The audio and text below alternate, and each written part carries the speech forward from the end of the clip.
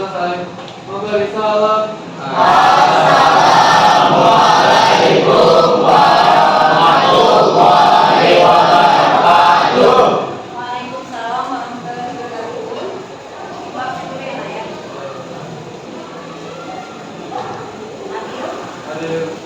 Abigail. Ayo. Aditya. Hadir itu. Adi. Ananda. Sirian. Bapak. Hadir dulu. Devira. Ersan. Estani.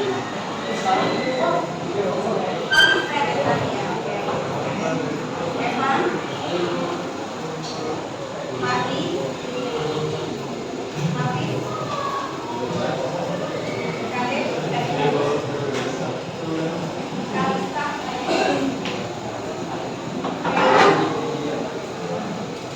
Kezia. Yoshi. Yes. Bintang. Muhammad Ali. Masya. Michael. Muhammad Pati. Muhammad Budi. Muhammad Nalendra. Muhammad Zaki. Nabila Farisyah. Naila. Aura. Putri. Raditya. Rafael. Raffi. Hadir dulu. Revita. Rizky. Fernandez. Oke. Jangan masuk satu ya, satunya di step. Oke. Biar lebih semangat. Waktu masih pagi biar lebih semangat kita ice cream dulu ya. Oke, sebelum ice cream di sini mau ucapin dulu semangat pagi.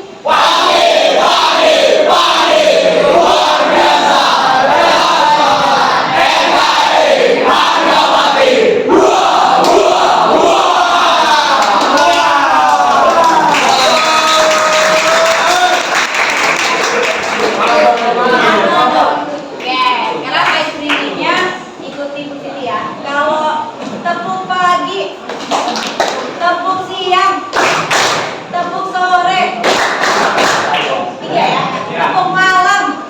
Ya.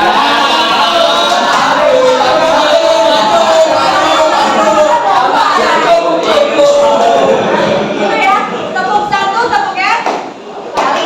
Tepuk siang, tepuk sore, tepuk malam. Oke, nanti sekarang mau mulai. Oke, udah ya. Bu Siti instruksinya udah 2 kali. Kita mulai ya. Oke, semuanya mulai. Tepuk pagi, tepuk siang, tepuk sore, tepuk malam. Kayaknya udah nggak perlu diulang nggak? Kayaknya udah langsung keren semua. Nanti konsentrasinya udah bagus. Tepuk tangan buat kalian semua.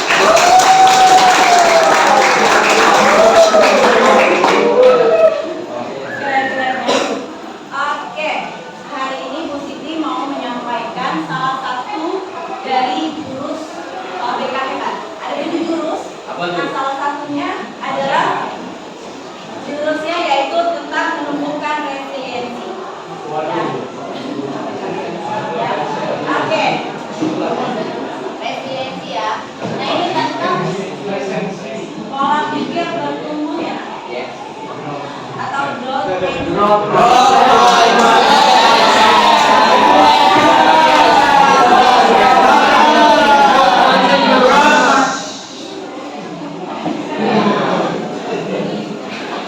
Ini tadi udah lihat ya, kita tentang growth mindset udah sempat terbuka tadi ya. Nanti penjelasannya nanti ada. Sekarang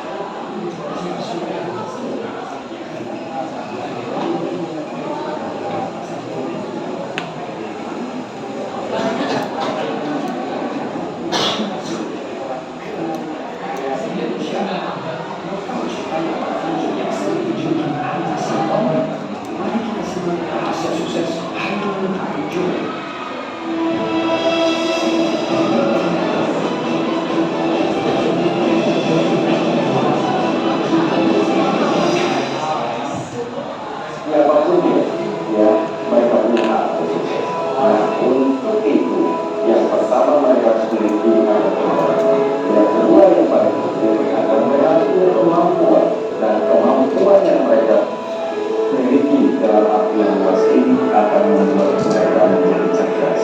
Kemauan yang kuat akan membuat mereka bekerja keras. Inilah yang akan menjadi kunci sukses. Hanung Tanjung merupakan seorang pengusaha asal Indonesia yang terkenal sebagai pemimpin City Corp. Lahir pada 15 Juni 1992 di Jakarta, Hanung lahir dari keluarga yang sedang menghadapi kesulitan finansial, di mana perusahaan di kolam tempat ayahnya bekerja ditutup oleh pemerintah. Karena ini, keluarga Hanung terpaksa memangkas pengeluaran mereka dan harus hidup sederhana. Mereka harus menjual rumah untuk biaya hidup dan tinggal terluas yang sempit. Walaupun demikian, Hairul tetap keras mengejar edukasi yang tinggi. Ia pun menjenjang pendidikan sampai tamat, mulai dari SD dan SMP di sekolah Van Leeuwen, Jakarta pada 1975. SMA Negeri 1 Budi Utomo pada 1981 dan berhasil lulus dari Fakultas Kedokteran Gigi Universitas Indonesia pada 1987. Tidak sampai di situ, ia pun berhasil mengambil gelar MBA-nya dari Eksekutif Institut Pendidikan dan Pembinaan Manajemen pada 1993. Sambil kuliah, Hairul menyambut dengan berdagang kecil-kecilan. Ia pun berdagang buku-buku kuliah, fotokopi, hingga jasa pembuatan kaos. Ia pun pernah mendirikan sebuah toko peralatan kedokteran dan laboratorium di Jakarta Pusat, walaupun pada akhirnya mengalami kebangkrutan. Dalam kondisinya yang kurang menguntungkan, ia tetap gigih dalam bekerja dan menyelesaikan bangku kuliahnya. Bahkan, ia mendapatkan penghargaan sebagai mahasiswa teladan tingkat nasional tahun 1984 hingga 1985. Selesai kuliah, Hairul memutuskan untuk terjun ke dunia bisnis dan mendirikan sebuah perusahaan kontraktor yang tidak lama kemudian bangkrut. Akan tetapi, kebangkrutan itu tidak membuatnya menyerah. Hairul Tanjung bersama dengan 3 rekannya memulai sebuah bisnis pembuatan sepatu anak-anak ekspor yang diberi nama PT Payati Sindutama. Modal awalnya sebesar 150 juta rupiah yang dipinjam dari Bank Eksim dapat menghasilkan 190 pasang sepatu dari Italia. Bisnis bersama ini pun nyatanya berhasil maju besar. Sangat disayangkan, kerjasama mereka mendapat jalan buntu karena perbedaan visi dalam hal ekspansi usaha. Hal ini pun membuat Hairul Tanjung memutuskan untuk memisahkan diri dari rekan-rekannya tersebut dan mendirikan bisnis sendiri. Bisnis yang ia dirikan merupakan sebuah perusahaan konglomerasi yang fokus dalam bidang keuangan, properti, dan multimedia. Perusahaan konglomerasi ini mempunyai Para Inti Holdindo sebagai father holding company yang membawahi beberapa subholding, yaitu Para Global Investindo, Para Inti Investindo, dan Para Inti Propertindo. Oleh karena perkembangan bisnisnya, ia pun lebih senang mengakuisisi perusahaan dibandingkan membangun bisnis karena tidak adanya waktu untuk membangun usahanya dari nol. Saat ini, Hairul Tanjung memiliki sejumlah perusahaan di bidang keuangan, di antaranya asuransi umum Mega, asuransi jiwa Mega Life, Para Multi Finance, Bank Mega, Mega Capital Indonesia, Bank Mega Syariah, dan Mega Finance. Ia pun memegang perusahaan Megacorp, Transcorp, dan City Global Resources yang meliputi layanan finansial, media, retail, gaya hidup, hiburan, dan sumber daya alam. Citicorp juga memiliki Bandung Supermall yang kini berubah menjadi Trans Studio Mall yang diluncurkan sebagai Central Business District pada 1999 dengan luas 3 hektar dan menghabiskan dana 99 miliar rupiah. Dalam usaha mengembangkan sayapnya di dunia penyiaran dan multimedia, ia memiliki Trans TV, Trans 7, Mahagaya Perdana, Trans Fashion, Trans Lifestyle, dan Trans Studio. Berkat kerja kerasnya, Khairul Tanjung berhasil menjadi orang terkaya ke-6 di Indonesia dengan kekayaan mencapai 3,1 miliar dolar atau setara dengan 49,6 triliun rupiah.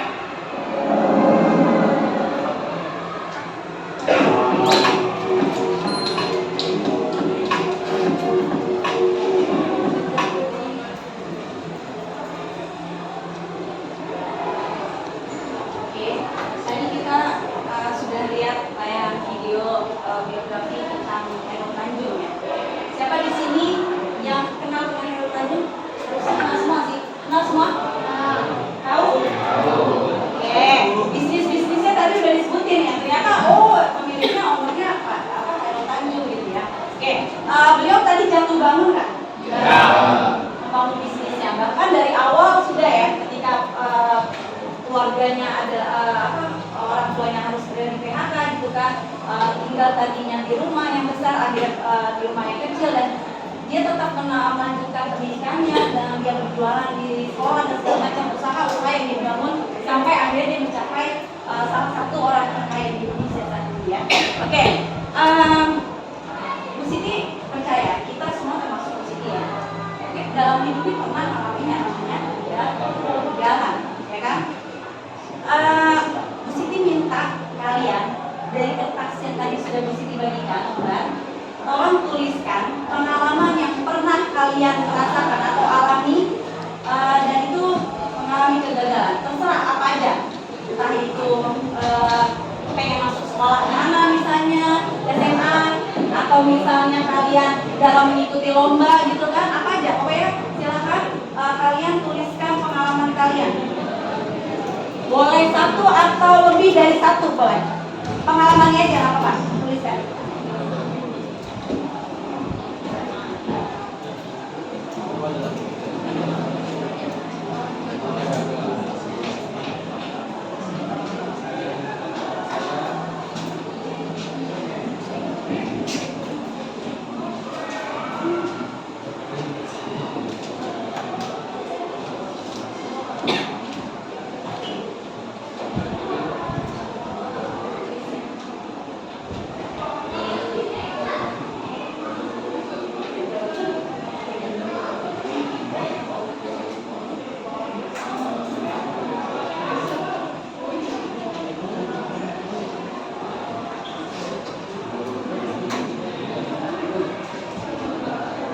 Tuliskan nama dan kelasnya ya. Nanti ada beberapa yang harus kalian tuliskan, jadi tulisannya nggak terlalu besar-besar.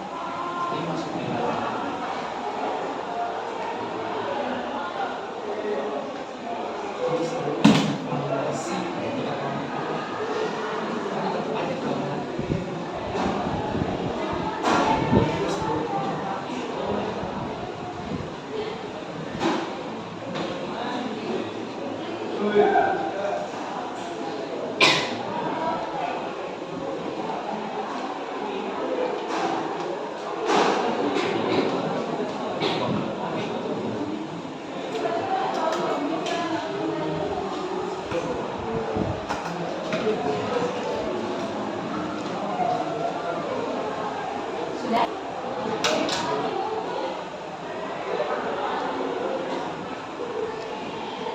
Silakan kalian tuliskan yang kalian merasa paling gagal aja deh. Mungkin ada beberapa yang pernah mengalami beberapa kali kegagalan.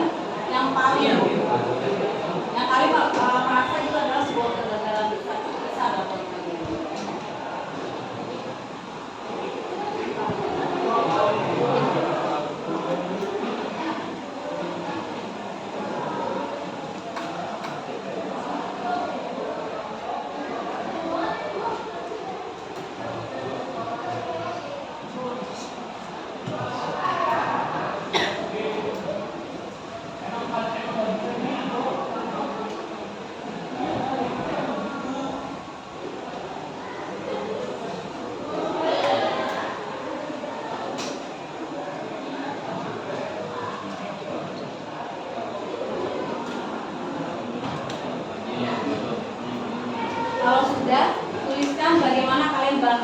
dari kegagalan.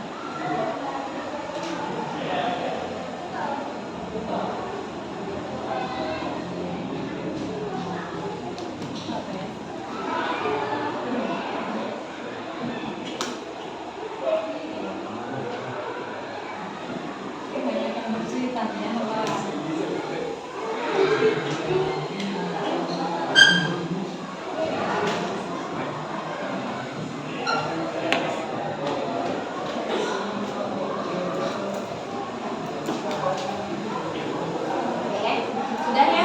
Sudah cukup?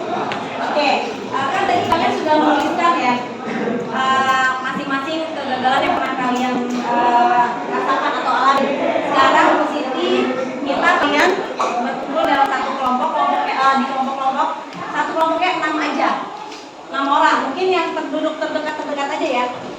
Oke, udah di dalam kelompok itu. Oke, sekarang boleh langsung 6. Nah, langsung aja Kak. Nah, balik posisinya. Nah, gitu. Kamu berdoa. Nah, silakan 6 orang. Tapi mungkin kan yang ada 36 ya. Enggak ada 2 ya. Ekstra sama tadi yang sakit kan. Oke, mungkin nanti ada yang 5 gitu ya. Oke.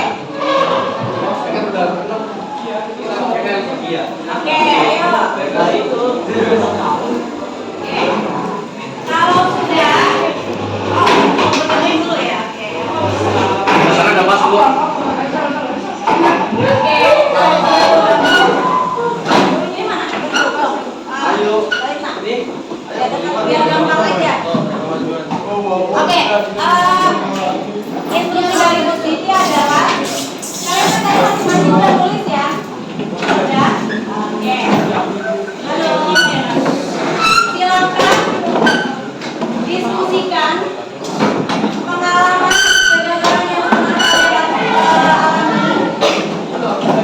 Udah? Silakan diskusikan dan nanti kalian masing-masing tiap orang menceritakan pengalamannya ya. Terus nanti dari masing-masing itu pilih satu orang untuk presentasi di depan, cerita tentang kegagalannya dan bagaimana dia bisa bangkit dari kegagalan itu. Oke? Yang paling menarik kayaknya seru deh. Ya kan? Oke, boleh.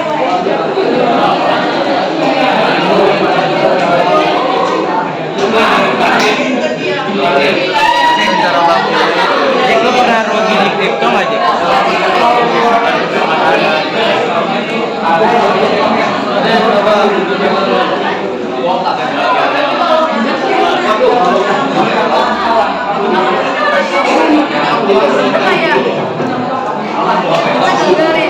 Sekolah ini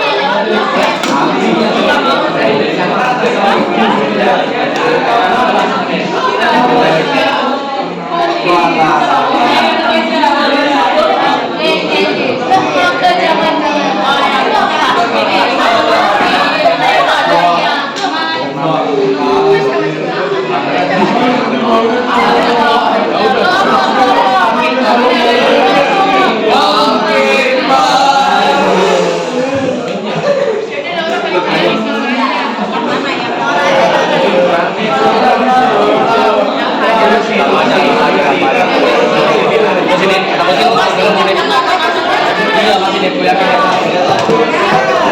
Lu bakal nyari nih.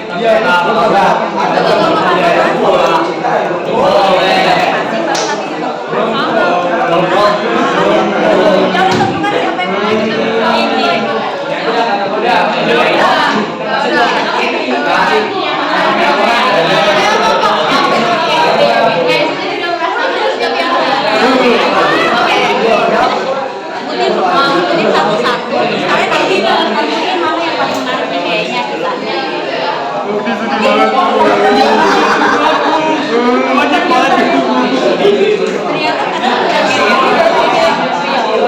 Ternyata yang mungkin tadinya terasa paling gagal pada hari ternyata kayak gitu sih makna positifnya. Karena kalau kita mengatakan oke,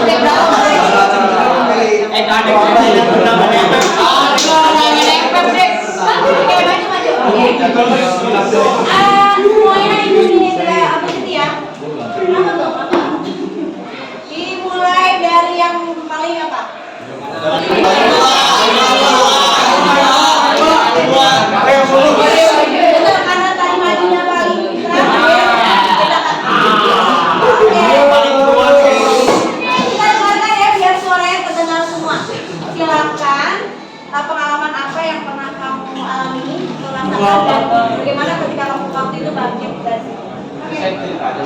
iya cerita aja. Banyak sekali kegagalan yang sudah saya alami. Bagaimana sudah merasakan. Bahkan saya sampai menamai diriku, jika kegagalan adalah sebuah seni, maka aku adalah seni.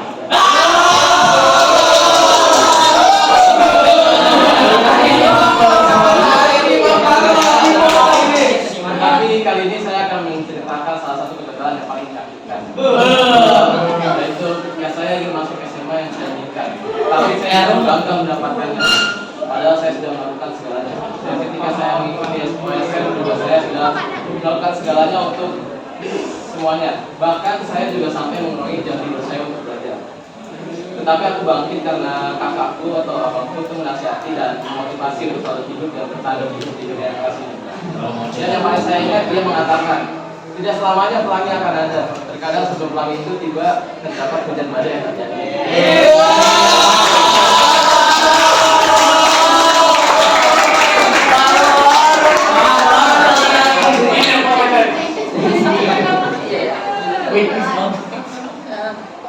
Kedua sekarang.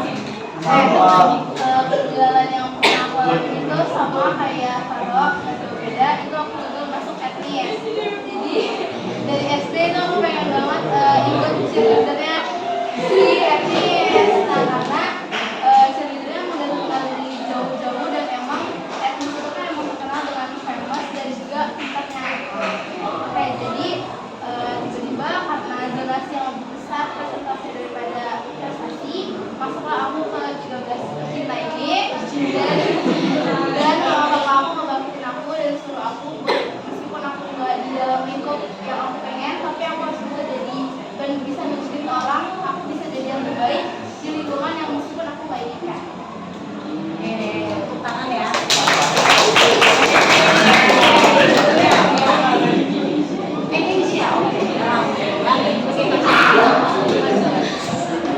Jadi yang kayak kalian tahu, aku Keisha, aku di sini kayak ceritain pengalaman.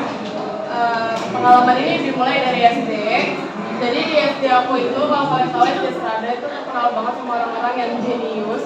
Dan rata-rata tuh teman-temanku itu punya bakat di bidang masing-masing. Di situ aku masih autopilot, aku nggak tahu aku di bidang apa. Nah, kebetulan aku deket banget sama salah satu temanku yang sekarang ada di Penabur, kalau kalian tahu. Nah, temanku ini pintar banget di bidang warna. Jadi aku sama temanku ini dulu bisa bilang sekolah seni atau kelas seni atau ekskul seni. Nah, di waktu itu waktu pas lagi di ekskul seni itu aku punya gurunya ini benar-benar ngerangkul aku sama yang lain. Nah, di waktu pas lagi lomba, aku kan orang tua aku kan mendukung banget buat aku tuh selalu experience kemana-mana buat nyari pengalaman-pengalaman baru. Di waktu ikut lomba di bidang seni itu beberapa kali gagal, bukan beberapa kali malah sering gagal. Dan temenku ini yang lebih wow dibanding aku, dia selalu dapat juara 1 di lomba itu. Dan kalau kalian tahu ya zaman-zaman itu kan uang itu kan kalau buat lomba lumayan besar ya buat dikeluarin kan. Nah, kalau temanku ini yang juara 1 dia langsung dapat 500.000, 1 juta, 2 juta.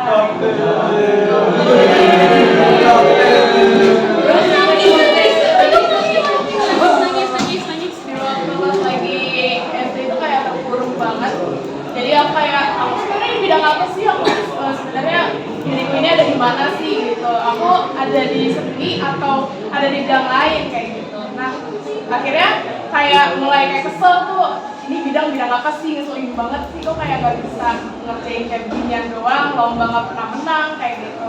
Akhirnya di SMP aku mulai aktif lagi di banyak bidang, terutama pas Kibra juga. Nah, di waktu pas lagi di SMP itu aku ketemu guru seni juga, Esra juga tahu itu. Nah, guru seninya itu ngerangkul aku banget karena gurunya ini tahu kalau aku bisa mewarnain kayak gitu, bisa di bidang seni yang warna-warna gitu, lukis. Di situ dia mulai kayak, iya nih bagus nih ngelukis nih, iya begini nih ngelukis kayak gitu. Terus akhirnya disaranin buat ikut lomba. Kan itu kan lagi masih dekat-dekat sama corona, jadinya ikut lombanya online dan puji Tuhannya dapat 2 lomba dan dua-duanya menang. Juara 3 sama kakak.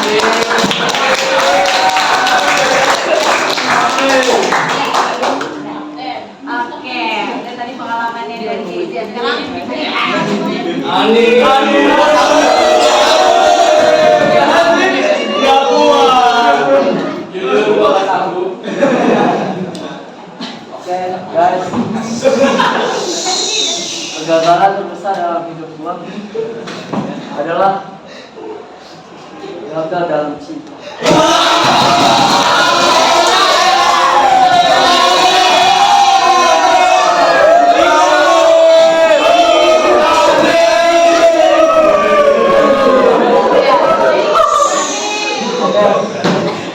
Berawal dari kelas 10 SMA. Hanif lagi menyampaikan. Di kelas 10 saya menemukan belahan.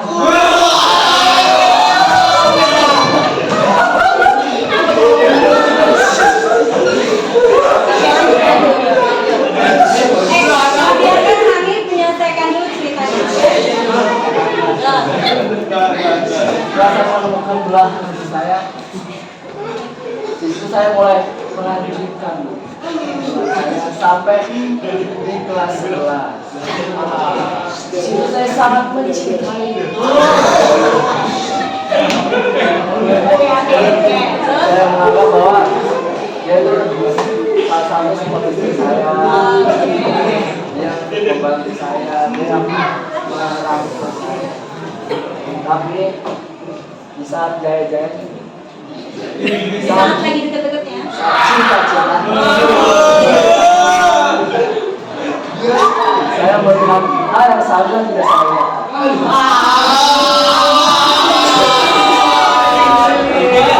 Oke, apa itu? Saya gemetar. Oh jangan. Oke. Tapi masih bisa cerita. Oke, masih. Kalau nggak bisa nggak apa-apa. Silakan bisa. Saya bisa. Orang lagi di sini nggak boleh ketawa.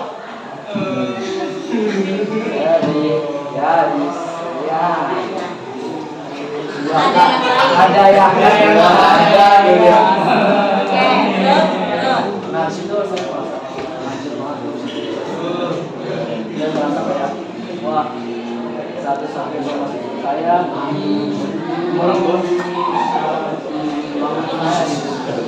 Dan dulu sempat ada kata ikrar gitu. Jadi gitu, jadi ya sempat. saya jadi Iya kan, jadi pas tahu-tahu seperti itu Iya. kejadiannya. Oke, terus. saya hancur. Saya mengubah diri saya dari dunia luar. Oke, sempat berapa lama? Apa ya? Sempat berapa lama? Berapa ya, Bro? 3 hari. Oh, 3 hari. Terus? Saya merasa hilang arah. Tapi ada satu yang membuat saya bangkit. Teman-teman saya di SDN.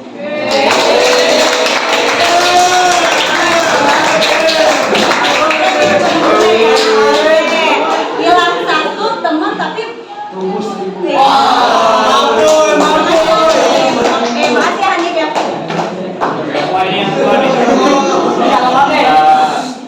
Ya udah tahu lah saya udah ada. Jadi saya juga sama gitu pindah SMA.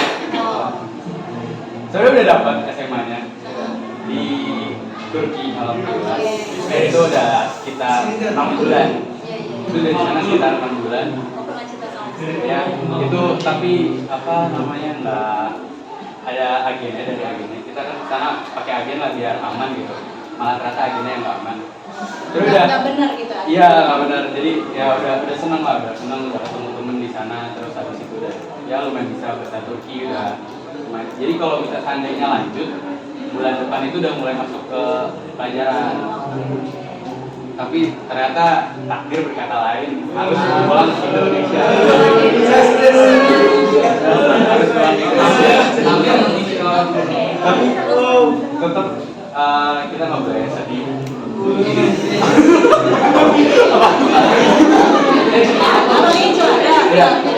Ya, awalnya kayak masih pengen lah kesana, masih pengen kesana. Tapi dikasih tahu sama kakek gitu, Bapak pulang dulu, nanti biar bisa persiapan lagi kalau misalnya mau keluar gitu. Ya terus habis itu ketemu teman-teman di SMA 13 ini ya asik juga, jadi nambah pengalaman lagi. Saya SD swasta, SMP pesantren, sempat keluar di sini negeri, jadi pernah nyobain hampir semuanya, hampir semua ini, jadi apa namanya, jadi tahu lah apa namanya kayak. Iya, terus teman-temannya kayak gimana perbedaannya kalau misalkan ini kayak itu saling melengkapi karena beda-beda agama, budaya, Belajar toleransi. Iya. Karena beraneka ragam Iya, di negeri beraneka itu ya. ragam. Oke, ada Ya, lagi. Oke, tepuk tangan buat Asra. Oke, pengalamannya keren ya, maksudnya dalam arti ternyata mereka bisa bangkit dan walaupun awalnya masak. Oke, sekarang Kade. Kade, silakan. Saya awal-awal SMA saya mau buat masuk ke yayasan saya TNI itu. Nah, dulu awal-awal saya dibuat buat kayak buat pelatih buat hal itu. Tapi ada rasa malas saya itu yang lebih jadi kayak kita kelas dulu. Saya dulu jadi amati dari kelas 11, saya pas kelas 11 amati dari kelas 12. Ternyata sekarang sudah di. Oke, terus. Jadi dari pengalaman saya itu saya dapat pelajaran kalau buat tujuan saya ke depan itu ini nggak boleh udah usaha kita buat Tujuan yang akan dicapai gitu Iya. ya. Oke, udah atau ada yang mau disampaikan lagi? Sudah cukup. Oke, kita kasih apresiasi buat yang sudah masuk. Tadi kan berbagi cerita ya, semua udah dengar. Silakan, makasih sekali lagi positif. Ucapin makasih buat kalian yang sudah maju dan ternyata penuh warna ya. Oke, terima kasih. Tepuk tangan buat semuanya.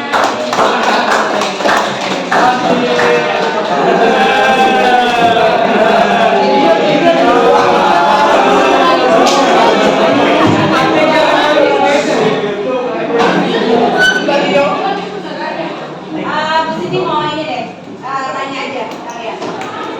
Apa sih yang kalian rasakan ketika kalian gagal?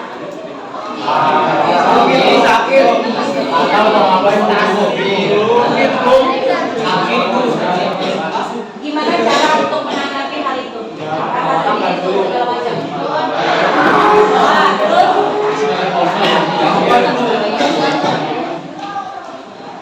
Terus apa hikmah atau pelajaran yang kalian bisa ambil dari kegagalan itu? Kegagalan itu adalah sebuah proses. Terus apa lagi?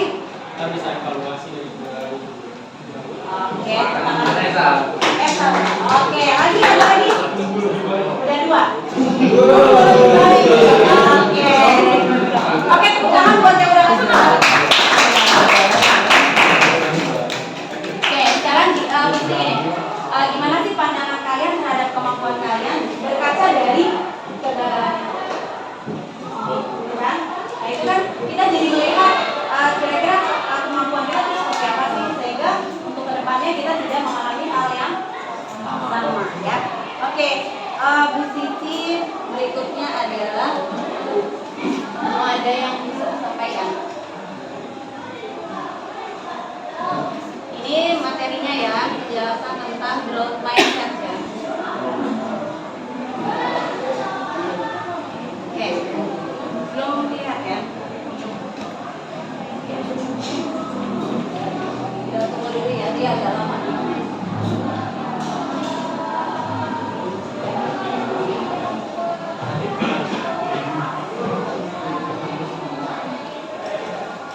Oke, pola pikir bertumbuh atau growth mindset Ini kan dikenalkan oleh Carlos Gray ya, yang menyatakan bahwa konsep growth mindset ini dia meyakini bahwa kemampuan bukan bawaan dari lain. Ini menurut Carol ya, tetapi bisa dikembangkan melalui latihan, strategi yang tepat dan dukungan orang lain. Oke.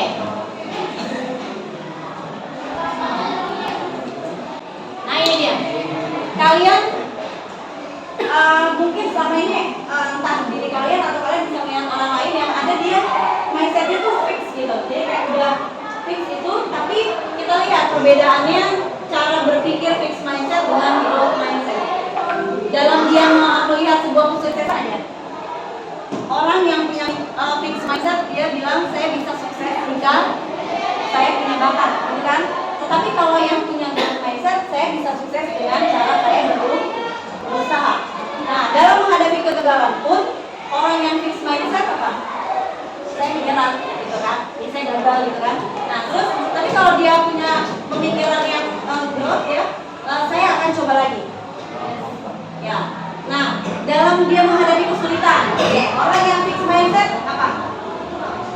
Saya nggak bisa, gitu kan? Udah langsung gitu. Tapi yang punya pemikiran bertumbuh, dia bilangnya apa? Saya belum bisa. Oke, dalam menghadapi masalah, orang yang punya pemikiran fix mindset,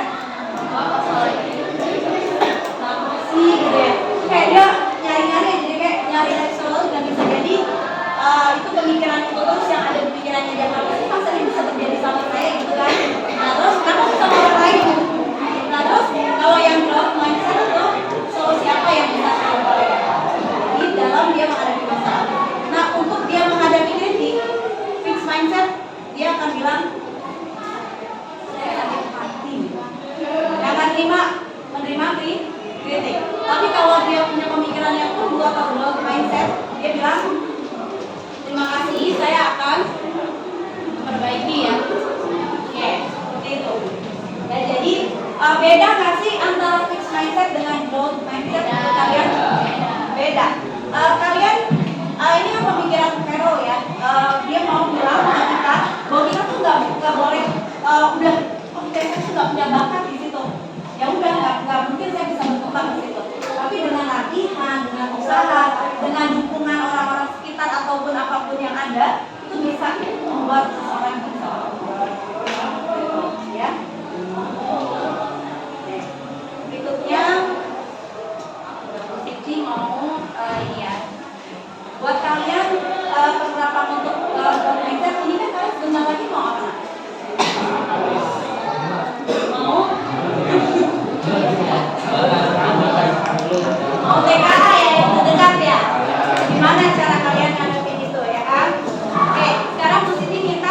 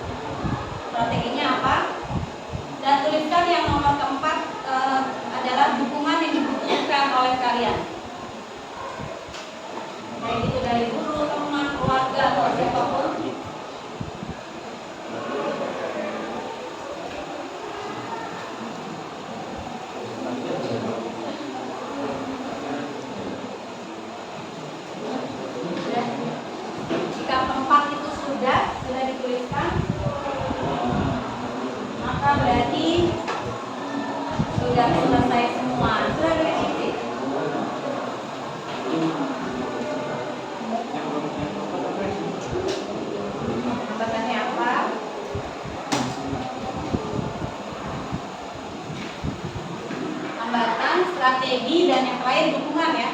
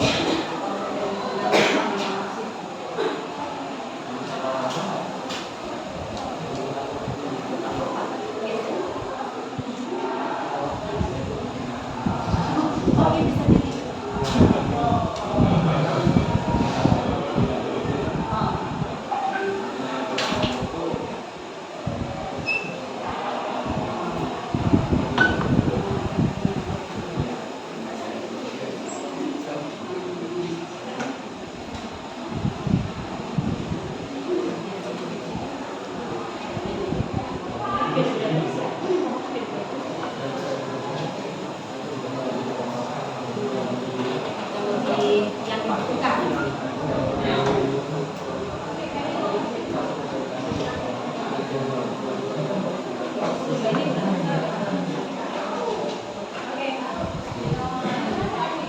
Sudah semua ya? Ibu Siti cukupkan? Sudah? Oke, ini ada quotes ya dari Pak Habibie ya. Gak mungkin gak kenal kalian semuanya ya. Apa nih? Oh, beda. Jadi Habibie. Eyang kalian ya. Oke. Keberhasilan bukanlah milik orang yang pintar. Keberhasilan adalah pekerjaan mereka yang senantiasa berusaha. Makanya ini kalau kita sakit betul sih, kita kan nggak bisa juga terlahir pengen langsung pintar gitu kan, nggak bisa itu terwujud gitu kan. Tapi kalau dengan kita usaha, keberhasilan itu juga bisa milik kita, gitu kan? Oke. Ibu rasa cukup pertemuan kita kali ini. Mudah-mudahan bermanfaat ya. Dan nanti Bu Siti ini kok tetap terima buat kalian yang mau konsultasi atau counseling terkait masalah yang kalian hadapi misalnya. Apalagi kalian sudah mau TKA ya Nak ya. Nah ini udah tanggal berapa TKA? 30. Oke, udah hamil 19 ya. Oke. Bu Siti doakan sukses semuanya. Lancar hasilnya terbaik. Terima kasih Bu Siti ucapkan buat semuanya. Wassalamualaikum warahmatullahi wabarakatuh. Waalaikumsalam warahmatullahi wabarakatuh. Makasih. Iya, sama-sama makasih ya.